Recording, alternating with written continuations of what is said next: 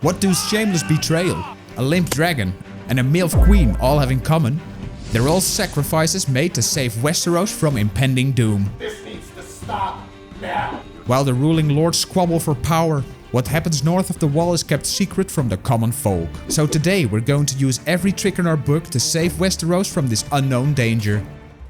This is Mackerel Goldborn, a battle-hardened Kingsguard general. Once just another grunt in the armies of the Iron Throne, he clawed up his way through blood, sweat, and a pretty high kill count. Eventually, he got rewarded by being sworn in as a vassal under the House Baratheon of King's Landing. As a grizzled Kingsguard veteran, Mackerel is already kitted out in some pretty badass gear. The problem is, as a soldier, we put all of his points in fighting, which didn't leave a lot of points for ruling. Yeah, he sucks. Still, our boy Mackerel was dead set on making name for himself in the kingdom of Baratheon of King's Landing. What? The Undead and the Night King? Who cares? That's what the Night's Watch and the friggin' Wall are for, right?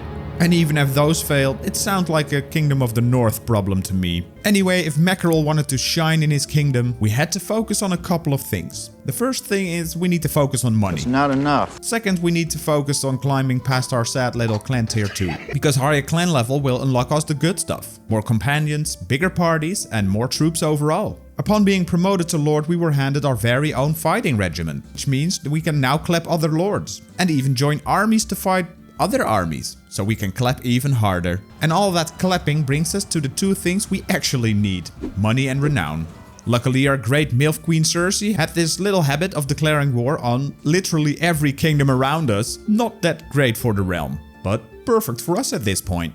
More wars meant more targets for us to farm that sweet loot and renown. At least until we've grown out of bullying small groups of bandits. We leave Bloody Gate and head to Salt Pans to recruit some fresh meat. In the inn, we stumble across Hodor. Except this Hodor can actually form full sentences. Welcome to the team, Smart Hodor. We throw him into some leftover gear and head straight up into the arena to see if Mackerel still has it.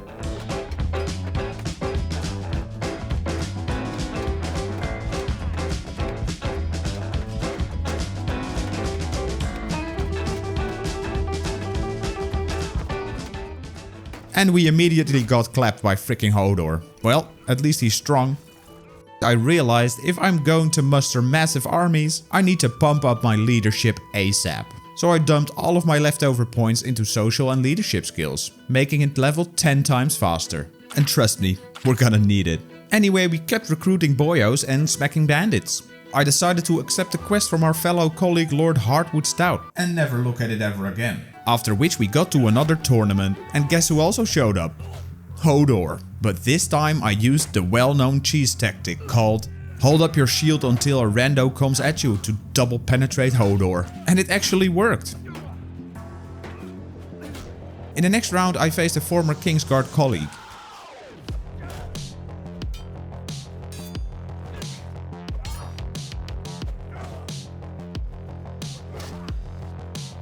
Pretty rough, just like in the old days, my boy. Luckily for me, the last two rounds were just horse jousts, which happens to be one of the three things that I'm halfway decent at in life. The other two being breathing and looking up MILFs. And we won this tournament.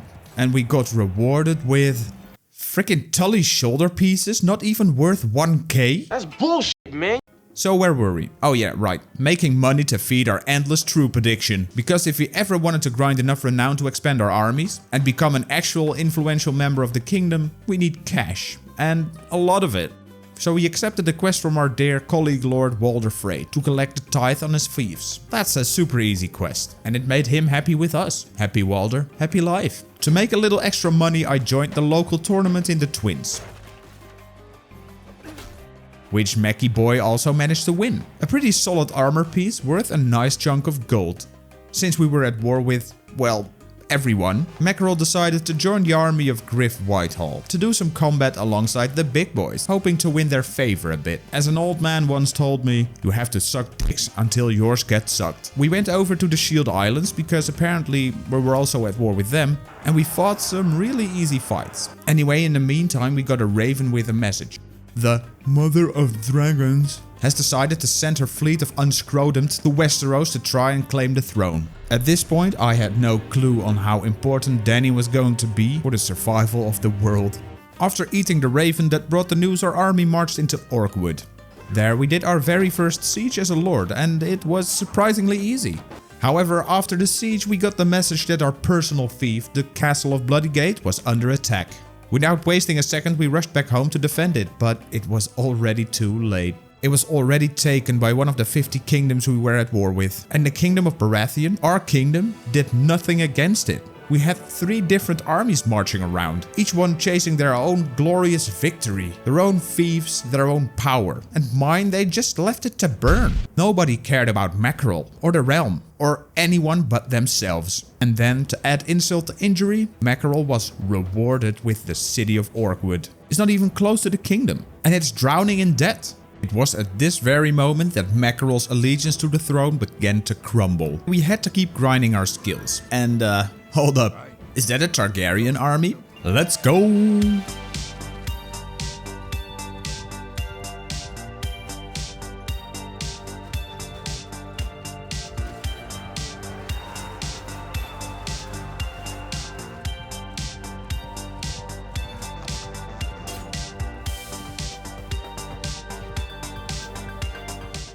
After this fight we even had a chance to save our Queen Cersei Lannister from an army, hopefully saving her would earn us some respect and a fief that's actually worth something. Now armies in Bannerlord are basically just multiple parties smashed together and rebranded as an army. We could start one too, just by inviting fellow lords of the Baratheon kingdom to our army. The problem is that this costs influence, both when you recruit them and over time to keep them around. Unless the party you try to recruit is led by someone from your own clan. In that case they're totally free, essentially multiplying your own party size. And for that we need a solid companion with leadership skills and stewardship skills. So time to open up Westeros Tinder and start swiping for a war buddy. And we had a match, Sandor Clegane. His stats looked kinda okay.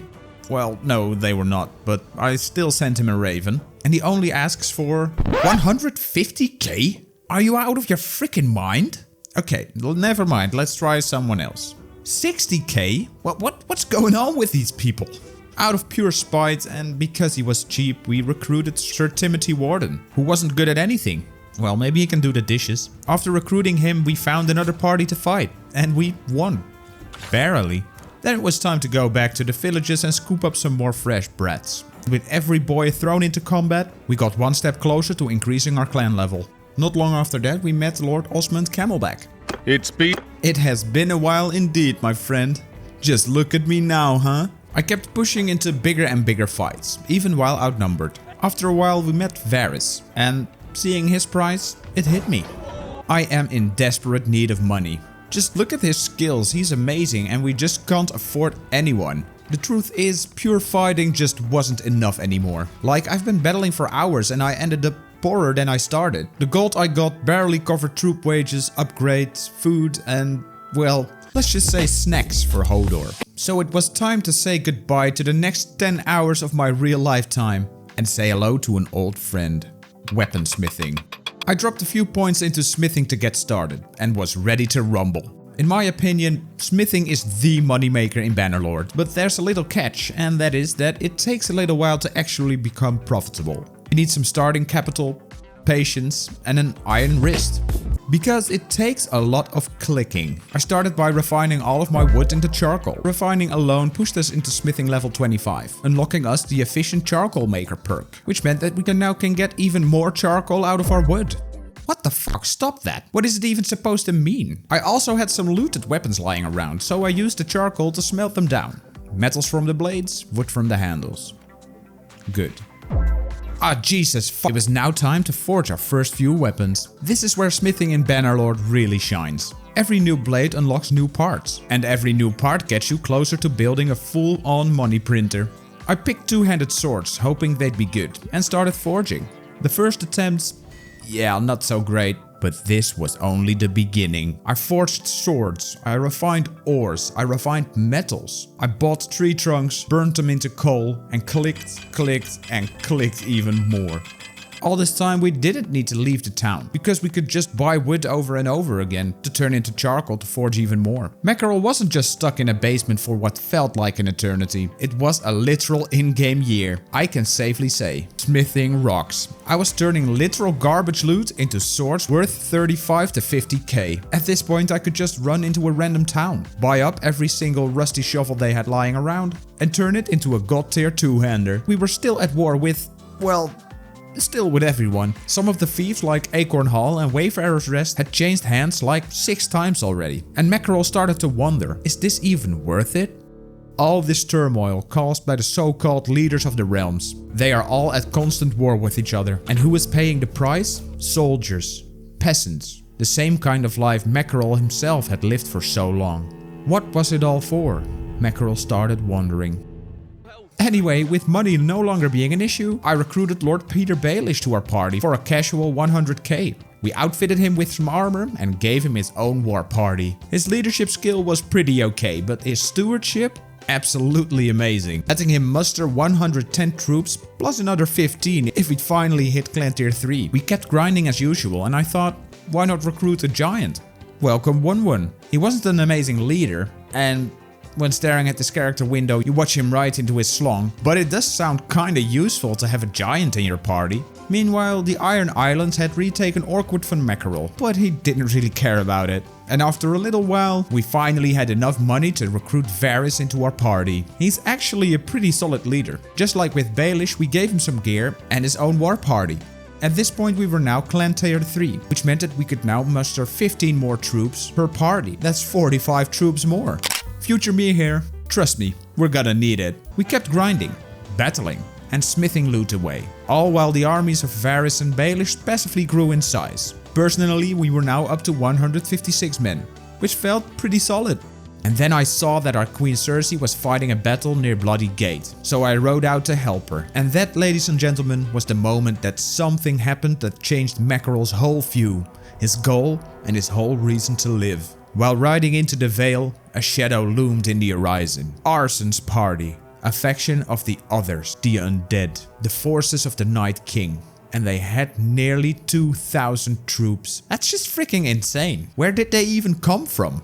They're supposed to be locked behind the wall. Oh. Yeah, it turns out that it'd been a while since I last checked the map.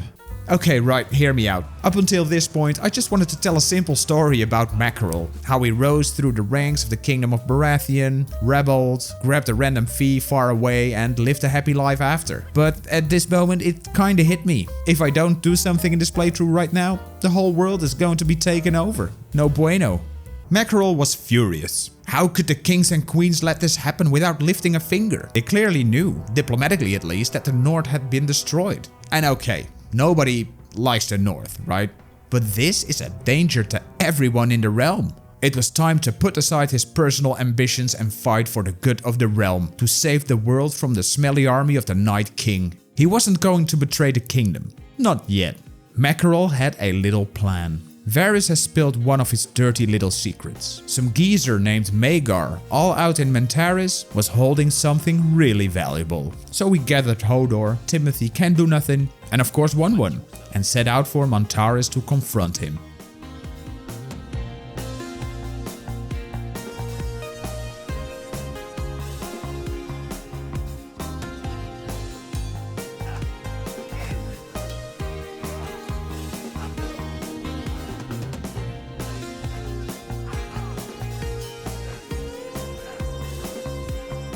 Well, that was fun, because now we had ourselves a dragon, which wasn't an egg anymore, it was apparently full-sized. Time to test him out against an army 4 times the size of ours.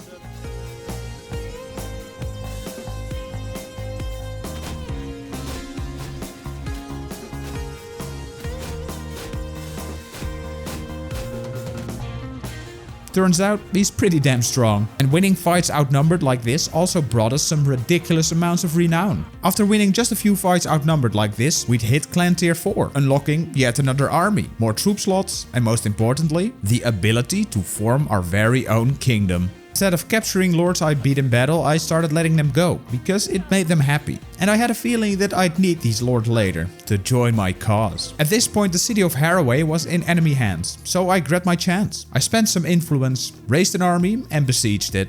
In Bannerlord, the one who puts the most siege effort usually has the best chance of getting the fief. And since I was the commander of the army, my odds were looking pretty good. The siege was going pretty messy, because my tiny brain wasn't comprehending that I could just literally fly over the enemy walls with the dragon. Instead I just kept ramming the wall, and my own men. Eventually we did get inside though, and once I was in, it was just a matter of spamming F until the defenders marched into the dragonfire. Haraway was pretty easy to grab, and I actually got the fief. From now on, Haraway was going to be my base of operations. Hopefully far away enough from the undead threat. Taking Haraway gave us exactly enough renown to hit Clan Tier 4. And we didn't waste a second. He left the kingdom of the House Baratheon, appointed Sir Timothy Warden as a governor of Haraway, and then together they forged the foundations of Mackerel's very own realm. The kingdom of the Golden Tuna. Why the stupid name? And like that, a new kingdom was born. A kingdom made with only one goal. To save the world from the undead scourge north of the wall and retake every castle and town stolen by the Night King and rebuild them under Mackerel's banner to live in peace forever. Well, probably not forever. And definitely not the north. We're not gonna take all of the north. It's just nobody likes the north. Honestly, it's better off now than it was before. We got in a bit of a sticky situation. Because the kingdom of the Baratheons of King's Landing, yeah, turns out they're just a tiny bit stronger than we were. We could use our influence to make peace, but that would bleed us for about 5k dinars per day. With our smithing money printer, it isn't the end of the world, but still, I'd rather keep the money. So the plan was simple. Stay close to the city, ready to hop back inside whenever things got hot. And from there, we'd snipe smaller Baratheon armies that we could actually handle. That way, we'd be able to cut down the tribute. And also farm some much needed influence. This way, we kept winning fight after fight. This, of course, made me do what I do best. Get overconfident. I summoned Lord Baelish and Varys, and together we went head on with the army of the Great Walrus.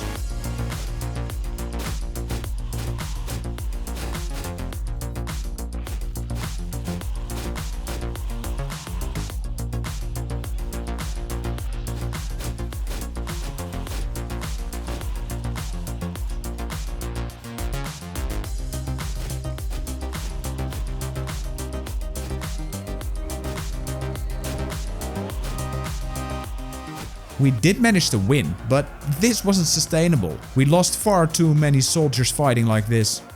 Over the next few months we just kept drilling our troops and managed to recruit Jaime Lannister. He was a strong leader and very eager to take revenge on his sister, not in the kinky way. Well, yeah, probably also in the kinky way. Next up, I started sending ravens to every clan leader I knew, trying to negotiate, persuade, bribe, you name it. I got so desperate for lords that I even married Lord Clovis's daughter, Alice, hoping that it would convince their clan to join my kingdom. Spoiler, it didn't. Have you played this before? At least she has nice tits. I did get lucky and managed to persuade Lord Quentin Baneford to us, which was amazing. The charm skill really worked. Recruiting him made us a lot stronger, about 200 men. At this point I realized I'd completely forgotten one of the most important features in Bannerlord, kingdom policies. And call me a tyrant, but I only picked the ones that helped me. Senate gives me free influence every single day. Royal privilege makes my vote count more in kingdom decisions. Sacred majesty gives 3 influence per day. That's crazy. Royal guard increases my party size by 60. Forgiveness of debt, because someone in Reddit said it was useful. And noble retinue adds another 40 plus to my party size. Altogether, these policies let me field nearly 300 men in my personal party. Almost 800 across the clan, and with the Banefords to top it off, we were pushing close to 1000 troops. Who needs democracy when you have policies like these? We were finally ready to face the rotting threat. Well, almost. Because what's the one thing that's better than a dragon to fight the undead? 2 dragons. So we went to hunt down Dany. I am Daenerys Stormborn of House Targaryen. You need to shut the up! We bested her in a surprise ambush, took Drogon, and also took her sword, because swords. And now we're ready. Well, almost. because we didn't have anyone skilled enough to ride Drogon. So I hired Jaqen Hazor. He could ride Dragar and I kept Drogon for myself. Now we are actually ready. After you smash that subscribe button and like the video. We gathered our full clan army. Varys, Baelish, Jaime, the Banefords, and of course our own party with not one, but 2 dragons. We were ready to take back every undead town one by one, breathing new life into them. We didn't get far though, because the Night King himself suddenly marched straight onto our doorstep, and he even tried to besiege Harroway. That's way faster than expected. I thought they'd go for Riverrun first. Well, this is it, Mac. The moment to show everyone your to show everyone who is boss. They're 2600 versus our 1400, but we have dragons.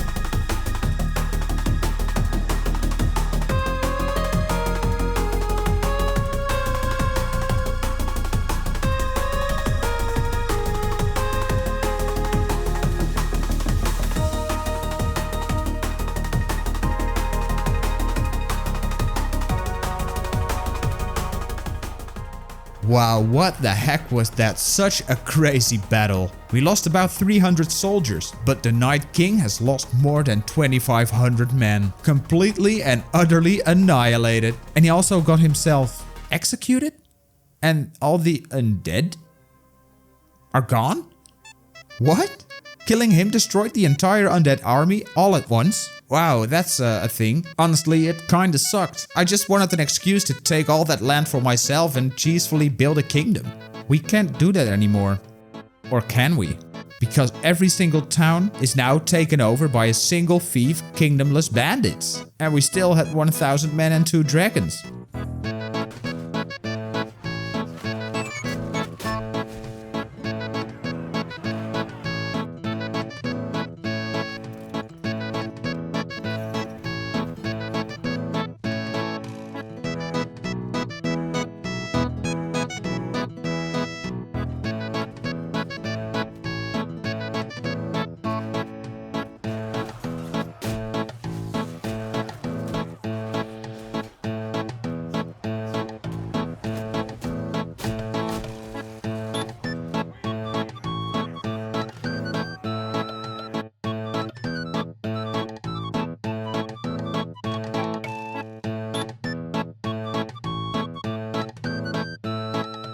This was pretty sick. Just look at Mac, savior of the world, slayer of bandits, doer of things. Our kingdom now contained Harroway, Fairmarket, The Eyrie, Heartsholme, Redford, Raventree Hall, Gulltown, Runestone, the Twins. And yes, my beloved Bloody Gate was finally back too. And as for Drogon, Danny, you can have him back.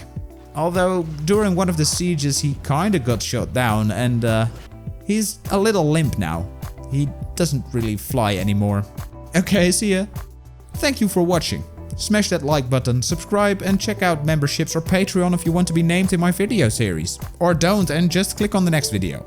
Or do none of those and just simply enjoy the rest of your day. Special thanks goes to my patrons. You guys are amazing. Well, see you guys next time. Bye.